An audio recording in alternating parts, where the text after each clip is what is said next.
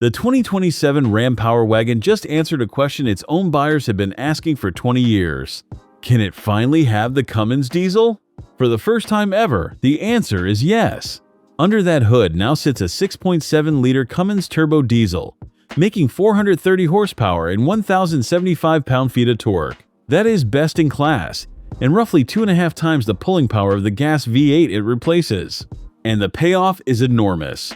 Nearly 20,000 pounds of towing, almost 3,000 pounds of payload, and from a 31-gallon tank up to 600 miles between fill-ups. This Grille has always looked ready to drag a mountain off its foundation. Now it finally has the engine to back up the face. But here is the catch, and it is a big one. To make room for the diesel and all the cooling it needs up front, Ram had to delete the Power Wagon's signature factory winch. For a truck built to pull itself out of trouble, that is not a small thing to lose. You trade the winch for the torque. That is the deal.